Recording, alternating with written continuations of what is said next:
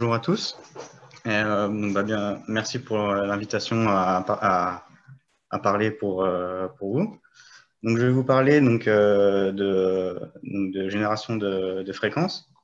Donc, le principe, c'est qu'on veut faire ça à très haute puissance et avec des lasers continus. Donc, pourquoi on veut faire ça? Il y a plusieurs applications, donc, notamment pour tout ce qui est conversion de signaux faibles dans l'infrarouge lointain ou moyen, où là, les détections sont très difficiles dû des faibles efficacités de détection des instruments et de tout le bruit ambiant thermique qu'il y a dans l'expérience. Il y a aussi une grosse application dans le quantique pour tout ce qui est génération de photons jumeaux. Et il y a aussi la génération de longueurs d'onde nouvelles pour lesquelles il n'existe pas de laser pour certaines applications telles que le refroidissement d'atomes. Donc, dans mon cas, c'est plutôt le refroidissement d'atomes qui m'intéresse, notamment le rubidium. Et pour ça, il faut générer une longueur d'onde de 780 nanomètres avec des puissances assez fortes, donc de l'ordre de quelques watts. Continue, bien sûr. Donc, pour ça, on utilise la génération de seconde harmonique, donc qui est juste du doublage de fréquence en partant des longueurs d'onde télécom. Donc, c'est bien parce que les longueurs télécom, c'est quand même les longueurs d'onde télécom, c'est quand même quelque chose qui est très connu, qui est une technologie très mature. Donc pour ça, on va utiliser du niobate de lithium. Donc pourquoi est-ce qu'on prend du niobate? C'est parce que le coefficient linéaire est très élevé. Donc plus le coefficient linéaire est élevé, plus on sera efficace. Sa plage de transparence qui va de quasiment l'UV jusqu'à 4-5 micromètres, permet quand même de faire beaucoup d'applications.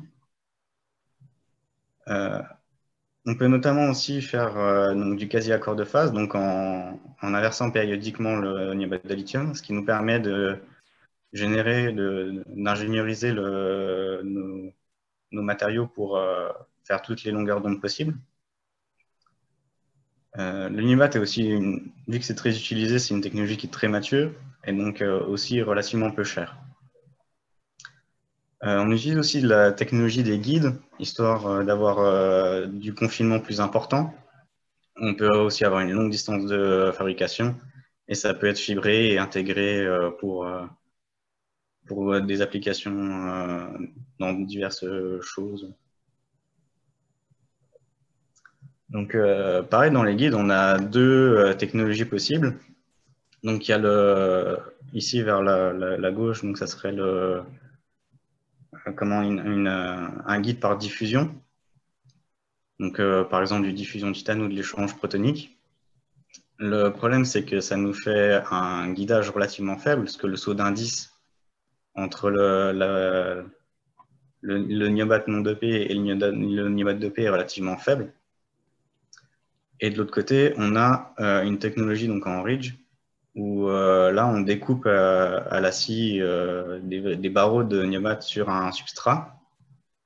Et suivant le substrat qu'on met en dessous du niobate, on peut avoir un saut d'indice qui est très fort, et donc un très bon confinement, ce qui va nous permettre d'avoir des modes très similaires entre la pompe et le signal, et donc d'avoir un bon recouvrement et donc une meilleure efficacité entre les deux interactions.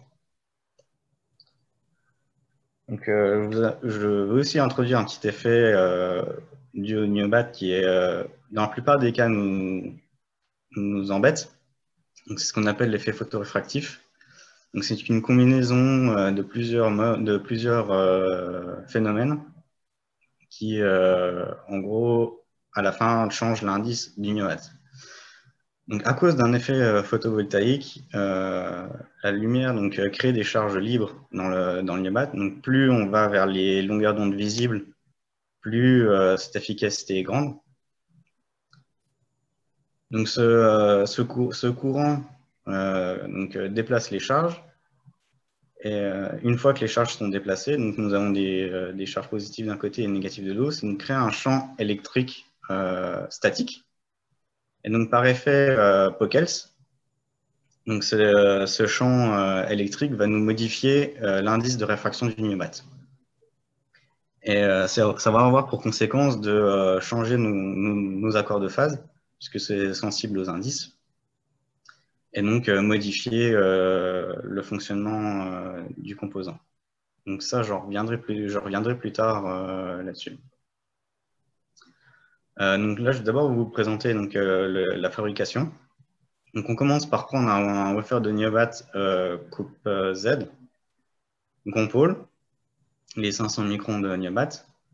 En dessous, on dépose donc en salle blanche une couche tampon de silice, donc de 600 à 700 nanomètres, puis une couche d'or. On colle donc, les deux wafers, donc un wafer de niobat et un wafer de silicium ensemble pour avoir un substrat. Après, on amincit donc, le niobat avec une polisseuse jusqu'à avoir une épaisseur d'environ entre 8 et 10 micromètres. Et ensuite, on coupe à la scie de précision donc, de chaque côté, comme ça, dans le substrat, pour avoir donc, un barreau de niobat le plus carré possible, entre 8 et 10 microns de section, enfin de côté. Donc, on prend cette dimension-là parce que ça nous permet d'avoir un couplage très efficace entre une SMF donc à 1550 et le guide lui-même. Donc voilà des images MEB typiques donc, de guides fabriqués. Donc ici le barreau donc, avec l'entrée. Donc on peut voir les couches tampons au milieu. Et donc là le substrat en silicium. Donc on peut voir que les arêtes sont très franches, elles sont belles. Il n'y a pas d'écaillage. Ça c'est quelque chose qui est plutôt une bonne chose pour tout ce qui est perte de propagation. Et donc là, à droite, on voit donc différents guides avec à chaque fois un trait de scie là. Et donc la petite ligne au milieu, c'est à chaque fois un guide. Compte tenu qu'en général, sur un échantillon, on fait plusieurs pas de polling pour avoir l'accord de phase à plusieurs longueurs d'onde possibles. Donc la rugosité avec la scie est relativement basse, donc aux environs des 4 nanomètres. Donc, ce qui est très bon, ce qui est largement suffisant pour faire des guides optiques. Donc ici, on a un montage, on va dire, tout ce qu'il y a assez facile. Donc on prend juste un laser continu donc, qui est accordable en longueur d'onde. On l'envoie dans un amplificateur Erbium. Bien sûr, tout est polarisé linéairement, qu'on utilise des fibres PM.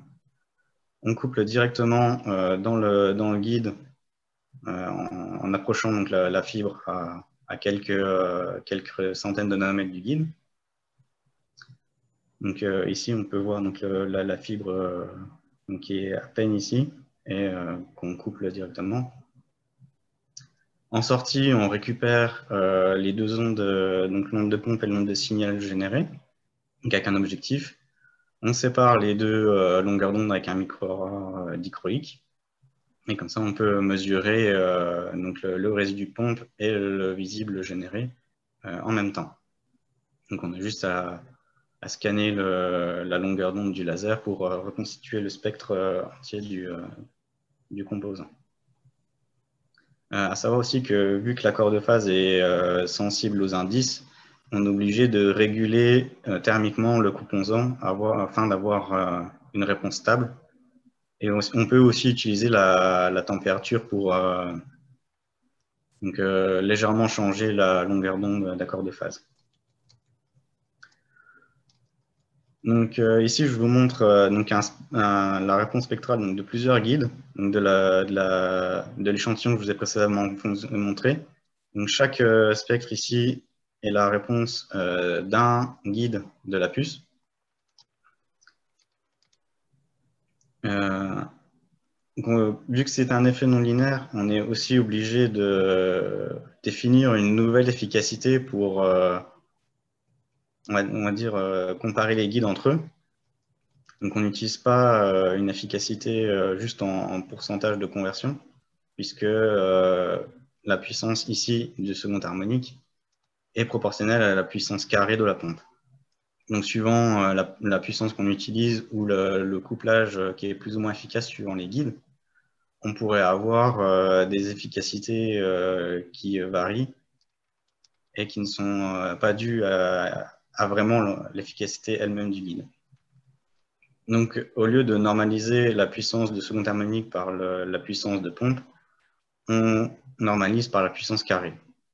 Ainsi, ce terme devient indépendant de la puissance et on peut comparer les guides un à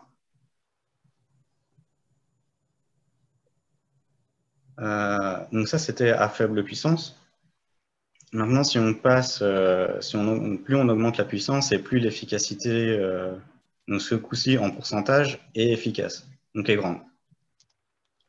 Donc ici à gauche, on a un qui en gros fonctionne, qui représente les meilleurs résultats qu'on a eu pour l'instant, où on a été capable de générer 1 watt de second harmonique, donc de 780 nanomètres, en injectant 1,5 watts de pompe. Donc, ce qui correspond à 74% de la pompe convertie, de la pompe qui a été injectée dans le guide, qui a été convertie en visible. Donc, ces résultats ont été eus dans un guide qui fait 2 cm de long et avec une section d'environ 8 par 8 microns. Donc, on n'a pas pu aller plus haut en puissance parce qu'on a quelques problèmes de dommage. Donc, ici, à droite, c'est l'entrée d'un guide. Donc, la même zone dont je vous ai présenté il y a quelques diapositives en arrière. Sauf que on a quelques effets thermiques indésirables à l'entrée du guide. Et donc, mettre trop de puissance dans le guide l'endommage de façon irréversible en faisant fondre ici l'entrée du guide. Donc là, on a un guide de Niobat qui a été fondu sur environ 30 micromètres de long. Donc on peut toujours récupérer le guide après en découpant à la scie les entrées. Mais une fois que c'est brûlé, on ne peut pas faire grand-chose d'autre avec ce guide. Donc comme vous pouvez vous en douter, c'est quelque chose qu'on essaye d'éviter à tout prix. Donc on a fait quelques tests pour voir qu'est-ce qui provoquait cet échauffement. Donc on a essayé de polir en utilisant un fibre, donc un faisceau d'ion. Et donc la rugosité au fibre est bien meilleure qu'à la scie. Et pourtant, sur un échantillon de 4 guides, ça n'a pas changé donc, le seuil de dommage. Donc, on n'a pas vu de différence significative entre les guides polis au fibre et les guides découpés à la scie. Donc, on en est revenu au fait que ce n'est pas la rugosité qui provoque donc, ce seuil. Et on est encore en train de voir les possibilités pour améliorer ça. Et pour l'instant, ce sont les limitations de nos guides. Donc, pour terminer donc, sur les effets thermiques, on a vu donc, avec une caméra thermique, il y a bien un point chaud qui est créé à l'entrée du guide. Donc, ici avec la fibre et donc, le point chaud. En revanche, on a vu aussi qu'il n'y a pas de chaleur, enfin d'élévation de température le long du guide, même à haute puissance. En revanche, ce qui se passe à haute puissance, c'est donc ici, donc on a 3 spectres donc du même guide à la même température, mais à différentes puissances. Donc, non, c'est bon. Donc en bleu, on a le spectre à très basse puissance. Donc on génère 80 microwatts de visible. ici, on a un spectre où il y a 209 milliwatts de visible, et enfin le dernier où on génère 1 watt de visible. Donc on remarque qu'il y a un décalage en fréquence progressif. Donc, ça ne se voit pas trop sur cette figure, mais il est progressif jusqu'à un certain endroit où peu importe la puissance, le spectre reste le même. Donc où les décalages s'arrêtent. Ce décalage est en fait dû à l'effet photoréfractif dont j'ai parlé précédemment. Donc, il modifie les indices de réfraction et donc décale les spectres vers les basses longueurs d'onde. Il existe il existe des solutions pour limiter cet effet, donc notamment utiliser une nobate de lithium dopée en manganèse, et ça a pour effet donc de réduire cet effet. En revanche, nous, on ne l'utilise pas, donc que cet effet est saturable. Donc, passé une certaine puissance, le spectre ne change plus donc n'évolue plus, il reste là où il est. Et cet effet à haute puissance est relativement rapide, donc de l'ordre de quelques minutes. Compte tenu que les applications de ces composants sont censées être à des puissances fortes et pendant des temps longs, donc c'est pas des composants qui sont faits pour être éteints et allumés. Donc une fois qu'ils sont stabilisés, on n'y touche plus.